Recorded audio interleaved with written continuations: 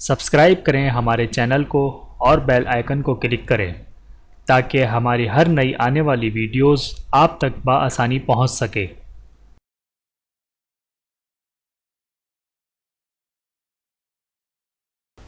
اور آج کی ہماری اس ویڈیو کا عنوان ہے عید الاضحیٰ اور قربانی۔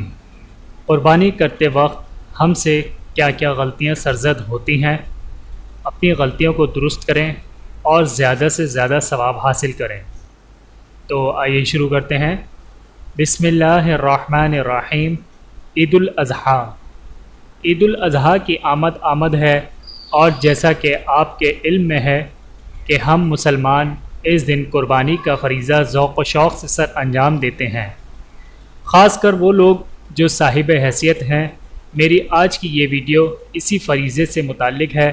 قربانی کے اس فریضے میں ہم اکثر مسلمان بھائیوں سے کئی غلطیاں سرزد ہو جاتی ہیں، جس سے یہ کہ ہمیں نہ صرف قربانی کا پورا ثواب نہیں ملتا، بلکہ ہم کچھ کام ایسے کر جاتے ہیں جو نہ صرف دوسروں کی تکلیف کا باعث بنتے ہیں بلکہ اس سے قربانی کے پورے ثواب سے بھی محروم ہو جاتے ہیں۔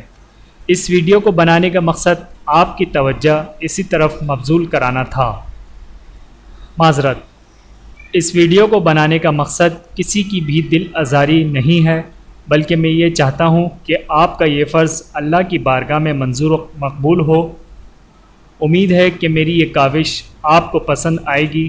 اس بارے میں اپنے ان دوستوں کو بھی بتائیں جو قربانی کا فرض ادا کرتے ہیں، تاکہ زیادہ سے زیادہ لوگ اس فرض کو اللہ کی رضا کے مطابق ادا کریں اور زیادہ سے زیادہ ثواب حاصل کریں۔ اور ہاں، سبسکرائب کرنا بالکل نہ بھولیے گا۔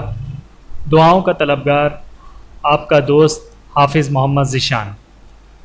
قربانی اور غلطیاں۔ نمبر 1، کوشش یہ کریں کہ جو قربانی کے جانور آپ خریدیں وہ خراٹ نہ ہو، ورنہ آس پڑوس والوں کو آپ کے اس جانور سے تکلیف ہوگی۔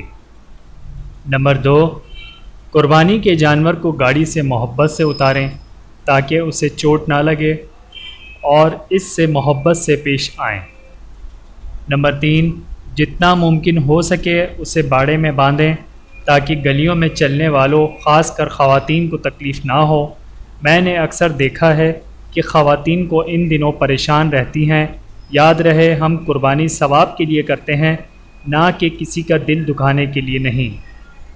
نمبر 4، قربانی کے جانور کو راستے میں چلانے کے دوران ڈنڈوں سے مارنا، اس کی پونچھ کھینچنا، اس کی پونچھ موڑنا، اس کو مارنا، ایسا بالکل نہ کریں۔ آپ نے قربانی کے جانور کے ساتھ محبت سے پیش آنا ہے۔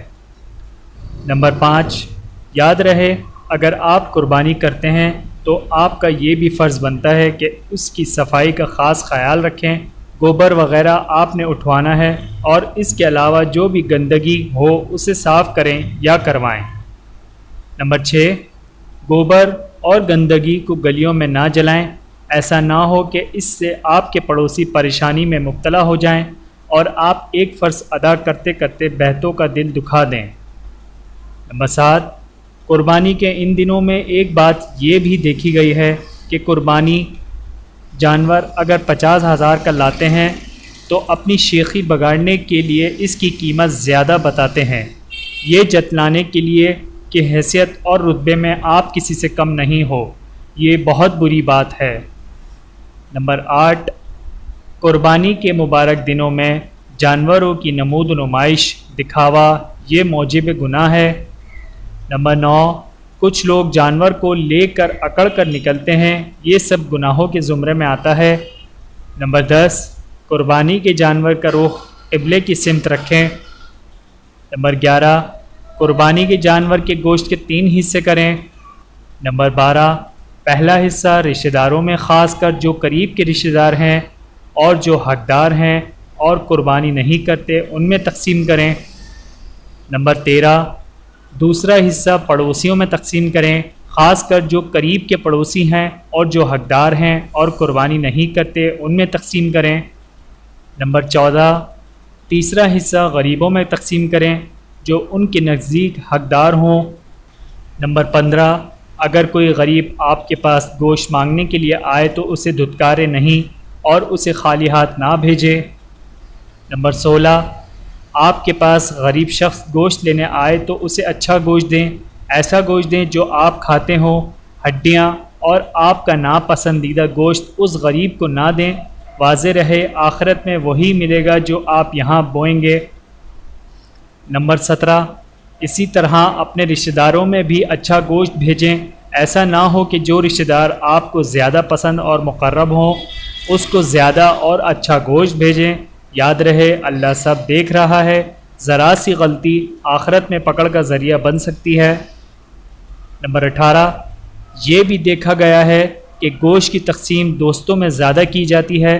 اس تقسیم کی وجہ یہ دیکھی گئی ہے کہ یہ جو میرا دوست ہے یہ زیادہ کام آتا ہے تو اس کو زیادہ دینا چاہیے۔ آپ گوشت دیتے وقت حقدار کا دیکھیں کہ حقدار کتنا ہے۔ نمبر 19، یاد رہے قربانی دل سے کی جاتی ہے، لیکن قربانی کا گوشت بانٹتے وقت فیصلے دل سے نہیں کیے جاتے، بلکہ یہ فیصلے اللہ اور اس کے رسول کے بتائے ہوئے طریقوں کے مطابق کیے جاتے ہیں۔ اور آخر میں میری ہمیشہ یہ کوشش ہوتی ہے کہ موضوع کے لحاظ میری ہر ویڈیو ایک مکمل اور شاہکار ویڈیو ہو۔ میری اس ویڈیو پر بھی مجھے امید ہے کہ آپ میری حوصلہ افزائی کریں گے۔ ویڈیو اچھی لگنے پر برائے مہربانی سبسکرائب کر دیا کریں۔ سبسکرائب کرنے سے ہوتا یہ ہے کہ یہ ویڈیو جلد دوسرے لوگوں تک پہنچتی ہے اور مریض کو شفا ملتی ہے۔ جزاکم اللہ خیرا کثیرا۔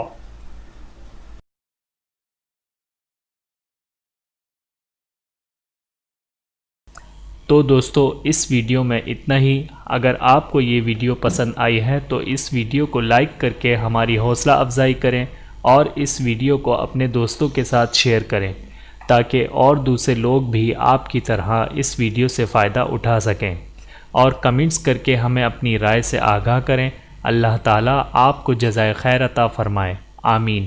اپنا اور اپنے پیاروں کا بہت زیادہ خیال رکھیے گا اور مجھے دعاؤں میں یاد رکھیے گا۔ ٹیک کیئر، اللہ حافظ۔